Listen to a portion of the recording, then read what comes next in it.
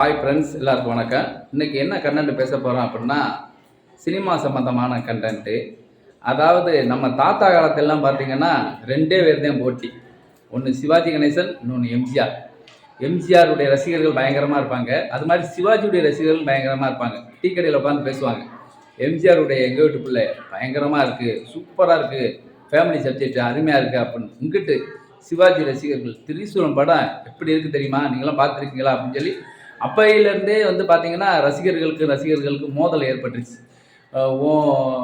உனக்கு பிடிச்ச நடிகர் படம் நல்லா ஓடுதா, எனக்கு பிடிச்ச நடிகர் படம் நல்லா ஓடுதா அப்படின்னு சொல்லி அப்போவே போட்டி ஆரம்பிச்சிருச்சு. அது அப்படியே காலங்காலமாக வந்து நம்ம அப்பா காலங்களில் பார்த்திங்கன்னா இவங்களுடைய அதாவது கமலஹாசன், ரஜினிகாந்த் இவங்களுடைய படங்கள் ரஜினிகாந்த் படம் சூப்பராக ஓடுது தெரியுமா அப்படின்னு ரஜினிகாந்த் ரசிகர்கள் சொல்லலை. இங்கிட்டு கமலஹாசன் ரசிகர்கள், கமலஹாசன் எத்தனை கெட்டப் போட்டு நடிக்கிறார் தெரியுமா, ஒரே படத்திலே 4-5 வகையான கெட்டப் போட்டு வைக்கிறார் அப்படின்னு சொல்லிட்டு கமலஹாசன் ரசிகர்கள் ஒரு பக்கம் எங்கால் தான் கெத்து அப்படிங்கிற மாதிரி அவங்க பேச ஆரம்பிச்சிட்டாங்க. அடுத்த ஜென்ரேஷன் இங்கிட்டு வந்தீங்கன்னா விஜய், அஜித், மற்ற நடிகர்கள் இருந்தாலும் விஜய் அஜித் தான் போட்டிங்கிற மாதிரி விஜய் ரசிகர்கள் என்னோட ஆள் படம் பயங்கரமாக, தளபதி படம் பயங்கரமாக ஓடுது தெரியுமா, உனக்கு அற்புதமான சப்ஜெக்ட் புதுசாக எடுத்து பண்ணிட்டு இருக்காரு, துப்பாக்கி படம் எப்படி ஓடுது தெரியுமா அப்படின்னு. இங்கிட்ட அஜித் ரசிகர்கள் என்ன பண்ணுறாங்க, வீரம் படம் ஃபேமிலி சப்ஜெக்ட்பா சூப்பராக ஓடிக்கிறதுக்கு தெரியுமா அப்படி இப்படின்ட்டு 2 வரையும் மாற்றி கலாச்சிக்கிட்டு இருக்காங்க. இப்படி ஜென்ரேஷனாக அடுத்தவங்களுக்கே நம்ம கொடி தூக்கி எடுத்துடுறோம்.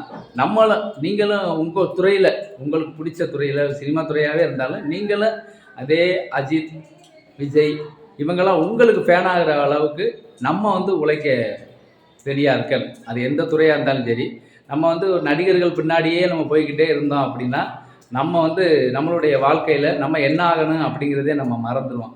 இது ஒரு பக்கம் இருந்தாலும் படத்தை பார்க்குறேன், ரசிக்கிறேன், என்ஜாய் பண்ணுறேன். ஏன்னா அவங்களும் வந்து படத்தை வந்து சாதாரணமாக பண்ணலை. ஒரு டைலாக்கு பேசணும் அப்படின்னா சாதாரண விஷயம் கிடையாது. அது ஒரு உணர்வுபூர்வமாக பேச வேண்டியதாக இருக்குது. ஒரு வீடியோக்கு நம்ம பேசுகிறதே 20 to 30 டேக் வாங்கி தான் பேச வேண்டிய சூழ்நிலை உருவாகுது. அப்போ வந்து திரைப்படத்தில் பேசுகிறாங்கன்னா சாதாரண விஷயம் இல்லை. அவங்க துறையில் கடுமையாக உழைக்கவங்க தளபதி இவங்கெல்லாம் வந்து இவ்வளோ தூரம் உயர்ந்திருக்காங்க. அதே மாதிரி நமக்கு பிடிச்ச துறையில் நம்ம கடுமையாக உழைச்சோம் அப்படின்னா, கடுமையாக வந்து நம்ம வந்து சைன் பண்ணோம் அப்படின்னா இதே தளபதியே நம்மளை வந்து கூப்பிட்டு பாராட்டுறதுக்குண்டான வாய்ப்புகள் இருக்குது. இது ஒரு பக்கம் இருந்தாலும் இன்னொரு பக்கம் பார்த்தீங்கன்னா ரசிகர்கள் என்ன பண்ணுறீங்க, போய் வந்து இதில் கட் அவுட்டில் ஏறி பால் ஊற்றுறீங்க. இந்த பால் வந்து வரிசையாக ஊற்றும்போது கொஞ்சம் சிலிப்பாகி என்ன ஆகுது, பால் ஊற்றுறவனுக்கே கடைசியில் பால் ஊற்றிடுவாங்க. அந்த மாதிரி நிலைமையெல்லாம் உண்டாகுது. அப்போ ஒரு திரைப்படமாக பார்த்து ரசிச்சுட்டு கொண்டாடிட்டு விட்டுறனே தவிர அவங்கள அப்படியே ஃபாலோ பண்ணுறது.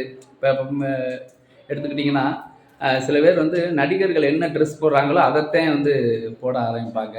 அது மாதிரி பார்த்திங்கன்னா அந்த வண்டிகளில் டூமில் பார்த்திங்கன்னா அவங்களுக்கு பிடிச்ச நடிகர்கள், இப்போ தாய் தாப்பை வந்து காட்டிலையும் மேட்லேயும் உழைச்சி கஷ்டப்பட்டு வளர்த்து அந்த மாதிரி அப்பா அம்மாவுடைய ஃபோட்டோ வந்து டூமில் போட்டாலும் பரவாயில்ல.